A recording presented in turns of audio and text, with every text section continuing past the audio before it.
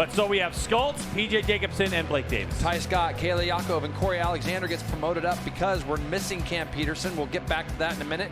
Josh Hayes, Jake Lewis, Teague Hobbs outside row 3. Then we have Dave Anthony, Max Van, and Torrin Collins. A little further back to row 5 and 6, we have Enriquez, Williams, Sneed, Nassani, LaRoche, and DeLeon. And then a little further back again, Horning, Omen, Mags. Here we go. 13 laps scheduled for this rain race, and off we go.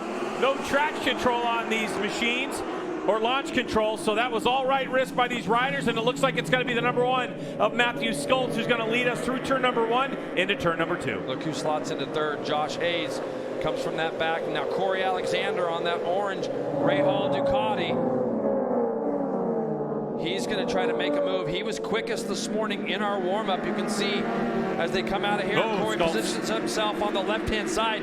Corey might be trying to get by everybody right now as they head down into Charlotte's Web. It's going to be the 4 of Josh Hayes taken to the front with Corey Alexander following in tow. Yeah, the reason why Skults lost all those positions, Jay, he just spun the rear and it went sideways for him. It's not going great for Skults at the moment. Of course, you know, a couple of years ago in Superbike, that famous race in the rain here at Barber Motorsports Park, where Skults, Cam Peterson, and Loris Baz on Superbikes all crashed and finished on the podium in a crazy race. So we know that Skults is amazing in the rain. We know he likes this track, but right now it's not going his way. It's the beginning of the year. Skults has a win under his belt. He's got probably the most to lose in the sense that you know he's going to win his share of the races this year no matter what in the dry. For a guy like Josh Hayes, who was at 10th yesterday, was Josh in the dry. I'm sure he wasn't completely unhappy to see these conditions, although you know the risk and things goes up quite a bit. But man, if there's a guy that's going to know how to be smooth and modulate throttle, it's going to be the guy at the front who's been there and done this a million times already. As you look a little further back, that's Max Van, Teague Hobbs. Just everybody's just going to kind of be taking it easy right now, filling out things in this first lap as they come through the last corner for the first time. Corey Alexander with a lot of drive out of that last corner. Is he able to get up alongside Josh Hayes? Not quite. Scan the flow code or visit nxtbets.com/playma. See what's available in your location. Sign up for claimed exclusive bonuses and make your picks now. Normally you see the Supersport class here in Motovation Supersport run on slick tires. Obviously it's raining, can't do that on slicks. These are deeply grooved Dunlop rain tires. And man, they get a lot of grip. Blake Davis and Ty Scott going back and forth in that last little sector. The physical stature of riders and how we think that being a taller rider is more advantageous in these rain conditions. And the one thing we know about Jake Lewis is how smooth he is on the throttle. A very gifted and talented motorcycle racer. Torrin Collins is down, trying to get his bike up in that gravel. So Torrin Collins on the 71, another one of the Altus riders, unfortunately, has fallen out as the leaders come across the line a little bit. And this is going to be over in that back section. You can see it's puddled up in the inside of that corner, isn't he? He hydroplaned, hit that puddle on the inside of the track and just tucked the front on it. 144.9, the first of our riders in the 44 bracket as PJ on the number 15. He's on the Rahal Ducati Moto with Expel team. He's teammates with Corey Alexander, who's on the Rahal Ducati Moto with Roller Die Informing. So those teammates getting close to standing on the podium together. Difficult to look back in these conditions because you don't want to fog up your visor. As Skults going up the inside on Corey Alexander. So a nice pass down into Charlotte's Web for the number 1 to get by the 23. And now here comes Matthew Skults setting off against his Yamaha compatriot Josh Hayes. Although they're kept at a cooler temperature because of the water, they're still subject to grip and they're still subject to wearing out. So not sure if there's something on board wrong with Corey or maybe just that rear spin. He's signaling something is going on. Yeah, conditions like this, the tires aren't going to wear out as quick, Greg, because of the moisture and obviously the pure saturation that we're seeing. We're going to see him do something with his left hand here. The bike spins up a little bit there. And you know what? I know Corey hurt his wrist earlier in the year. We have somebody that's gone down.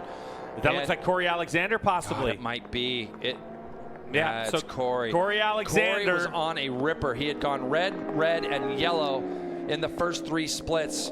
And that's too bad. That's a bummer to see. But Corey was on a fast lap until that happened. So, now you got those first 3 guys where he'll go down the inside of him for Charlotte's Web. Experience of Josh Hayes. Watch when he comes down to the bottom here. There's water running across the track. He'll momentarily pick the bike up right about here, and then he leans it back over as he goes through that water running across the track, looking for his opportunity to pounce as we have 3.5 laps to go in this. Oh, Skoltzy, he went for it. Does he have what it takes to turn it? Hayes going to try to go up the inside. So Matthew Skoltz in the museum corner over the curbing takes over the lead. Yeah, but now this is this time now where, oh, there it is. That's a big one again. Tried to save it.